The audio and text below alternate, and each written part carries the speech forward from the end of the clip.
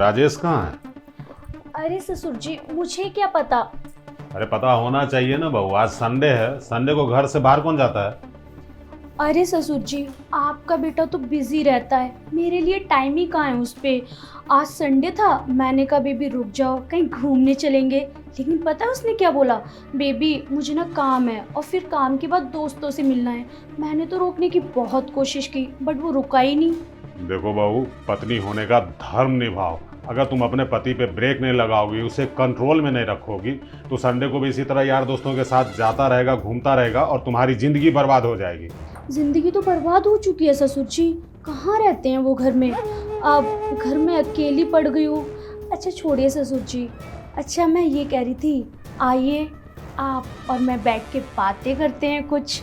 अरे नहीं बहू, देख, अगर तुम्हारा पति रहता ना तो हो सकता था कि हम तीनों बैठ के बात भी कर लेते, लेकिन वो भी गायब है और काम पेंडिंग पड़ा हुआ है, तो मुझे काम निपटाना पड़ेगा। क्या ससुर जी, आपको मैं पसंद नहीं हूँ क्या? अच्छी नहीं लगती क्या जो आप मेरे साथ बैठ भी नहीं सकते या चार बातें नहीं कर सकते? ऐसी बात नहीं है, अगर तू अच्छी नहीं होती तो मैं तेरी शादी अपने बेटे से कभी करवाता। देख, तू बहुत ही अच्छी लड़की है, इसलिए तो तुझे अपने घर की बहू बनाया हूँ, लेकिन तुम्हारे साथ बैठ के अपना समय बर्बाद नहीं कर सकता। मैं चलता हूँ, बहुत काम है मुझे। अरे ससुर जी मेरी बात तो सुनिए।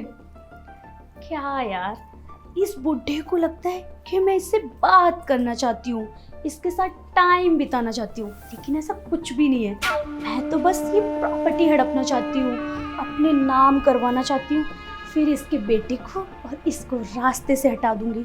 क्या हो गया, ये मेरे पास नहीं आ सकता या मुझसे चार बातें नहीं कर सकता। मैं तो जा सकती हूँ उसका मन बहलाने।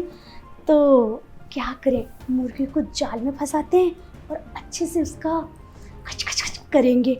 चल। बहू का दिमाग खराब हो गया, कैसी बहकी बहकी बातें कर रही थी।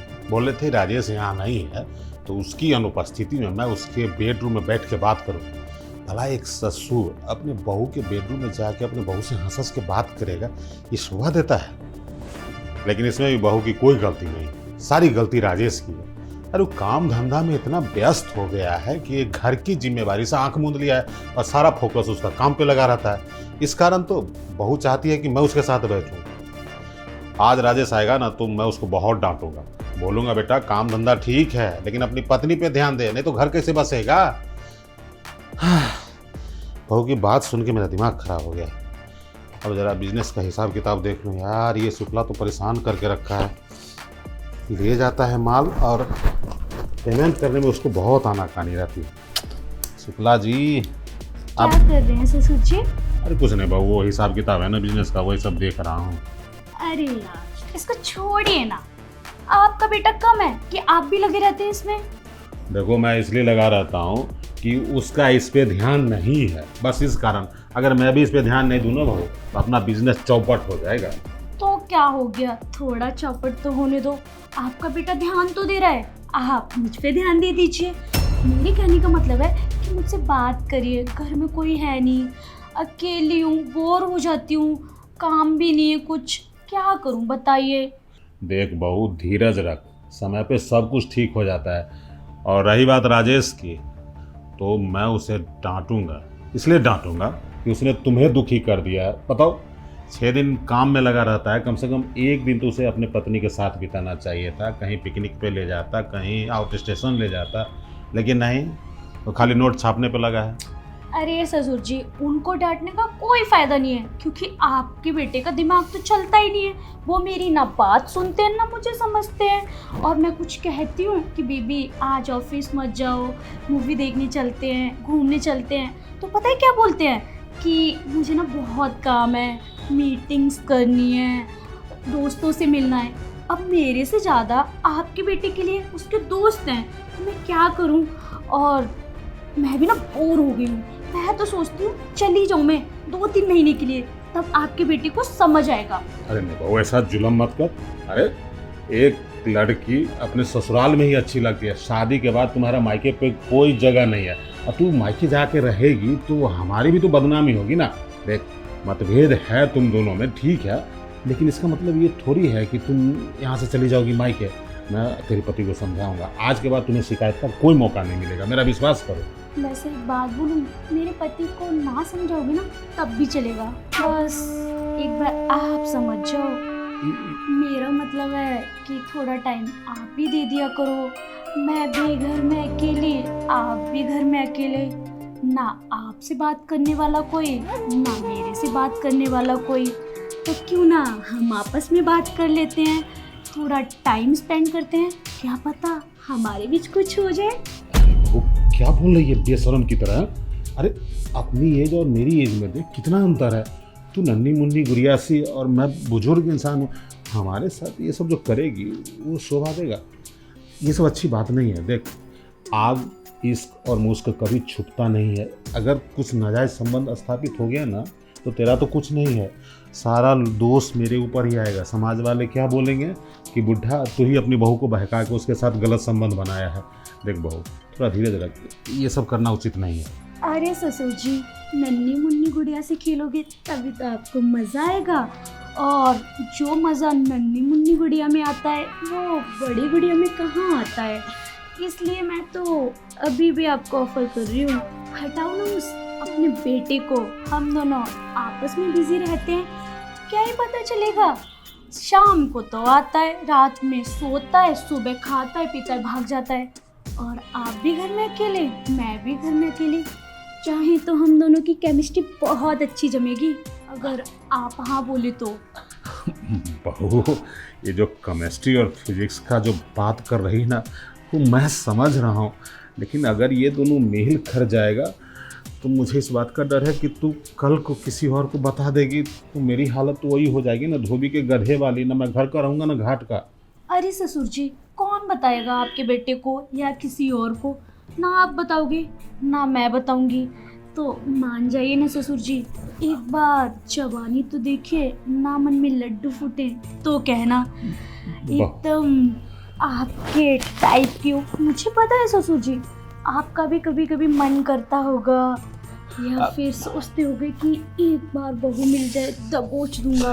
अरे बहू, तुम इतना खुल्लम खुल्ला ऑफर दे रहे हो तो तुम मेरे मन की बात क्यों बोल रही है? दबोचने की तो इच्छा हो रही है।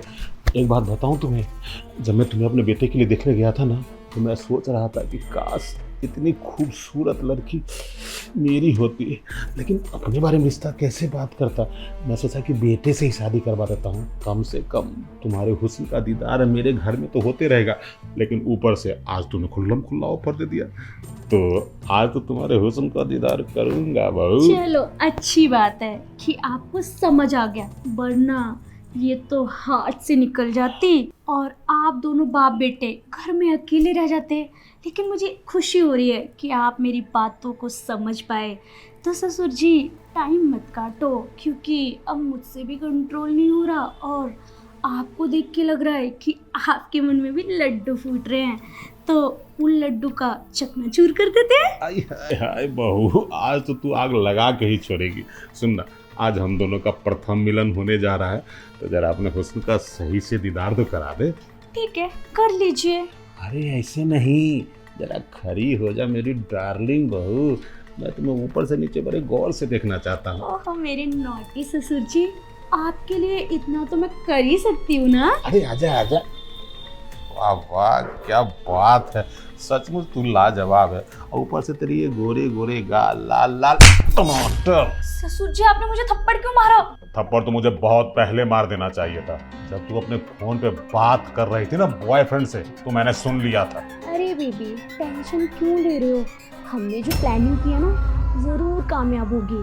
ये बुढ़ा और उसका बेटा हमारे चुंगल में जरूर फंसेगा, और फिर इन दोनों को हटा देंगे रास्ते से। और रही बात प्रॉपर्टी की, वो मेरी हो जाएगी और हम दोनों इंजॉय करेंगे, और इनको ना पूछेंगे ना कुछ।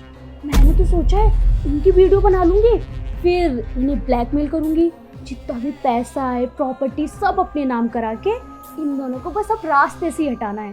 बस बेबी, अब ये प्रॉपर्टी की भी बातें छोड़ो, थोड़ा प्यार की भी बातें कर लिया करो। हाँ, आई लव यू।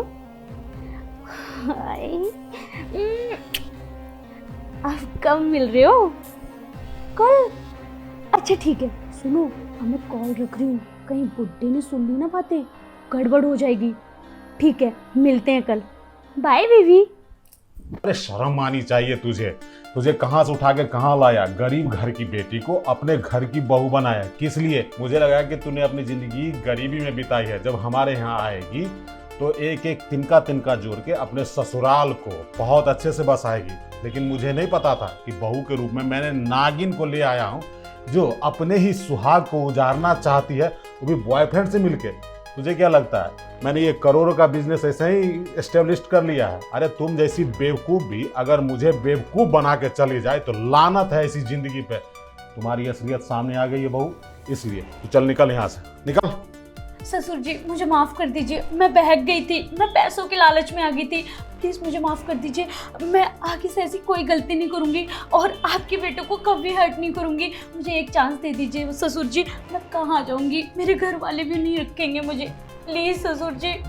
तूने जो हरकत की है ना, वो माफी के काबिल नहीं है। अब मैं तुझे 1 मिनट नहीं रहने दूंगा, इसलिए ये मगरमच्छी आंसू अपने माँ बाप को दिखाना, ससुर को नहीं। चल निकल यहाँ से, मेरी बात तो सुन। चल। बात सुनिए। अरे बात सुनने और कहने का समय निकल गया है। ये तो अच्छा हुआ कि मुझे बहू के चरित्र के बारे में पता चल गया, नहीं तो मेरा बेटा तो काम धंधा के सिलसिले में काम में ही बिजी रहता और इधर बहू बॉयफ्रेंड के साथ आशिकबाजी करती। कोई बात नहीं, अच्छा हुआ जो मुझे बहू के बारे में सब कुछ पता चल गया। अब मैं बेटे की शादी किसी अच्छे घर में गुणवान और संस्कारी लड़की से करवाऊंगा, जो कम से कम घर तो संभाल ले। बहुत बड़ी गलती हो गई कि गरीब घर की लड़की को अपने घर की बहू बनाया। अब रिश्तेदारी बराबरी में करूंगा।